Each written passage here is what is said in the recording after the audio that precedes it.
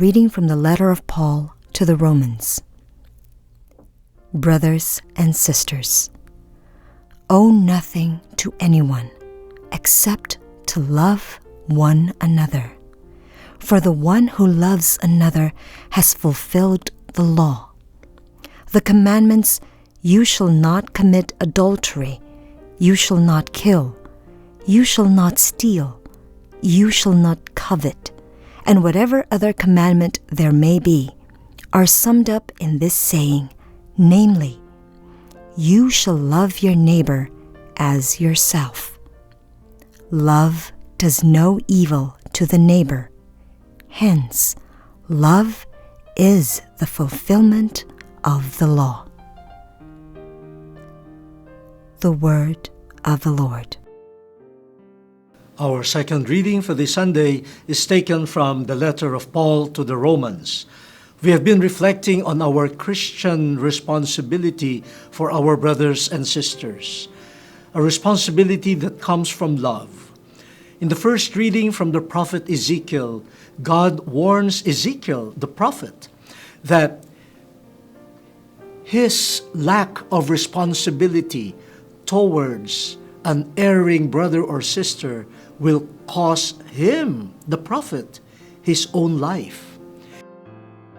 He will be responsible for the death of a brother or sister whom the prophet fails to dissuade from his or her wicked way. So, you see, it is not enough to be aware that something wrong is going on. Out of love for our brother or sister, we should act on it. We should do our best to dissuade the person from pursuing a path of evil or wickedness. In the second reading, we are given the motivation that must be present in all of our acts of responsibility for our brothers or sisters. And that is plainly Christian love. Christian love. Humanly speaking, it is more comfortable to us to close our eyes, not to mind other person's lives or business, just to go on with our personal pursuit. Yes. But if you are a person of love, your brother or sister matters to you. The future of your brother or sister is also your future. And so St. Paul tells us, we owe one another only one thing, and it is love. Yes, I know in daily life we get into so many debts, so many loans, and we have to pay them. But according to St. Paul, there is one debt that we owe to all people, and that is the debt of love. We owe them our love. And those who love, according to St. Paul, fulfill all the commandments. For love is the fulfillment of the law. We know the commandments. You should not kill, you should not steal, you should not covet, you should not bear false witness, you should not commit adultery, all of these things that you should avoid. But how do you fulfill all of these commandments? By loving. And loving here happens on two levels. One is avoiding the things that might harm my brother or sister.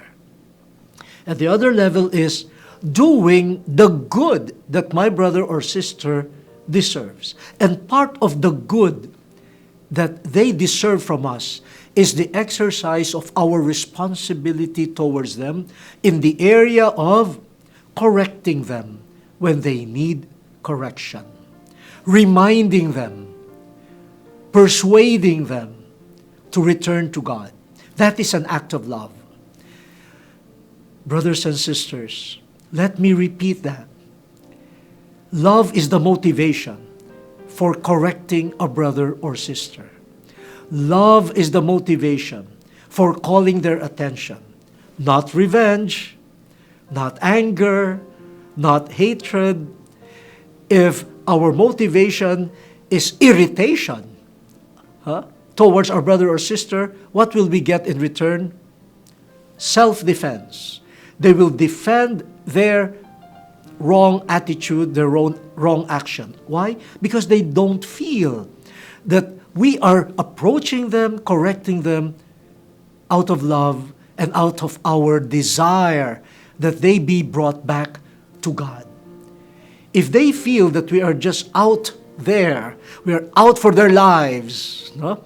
We want to exact every ounce of blood from them, they will not listen. So St. Paul is quite right. We owe one thing to everyone, and that is love. We will avoid what will harm other people, but we will do what will be good for them, including the unpleasant, the tedious work of persuading them to return to God. We might not gain anything from our brother or sister. We might be misunderstood, but you have done your responsibility and you have loved tremendously.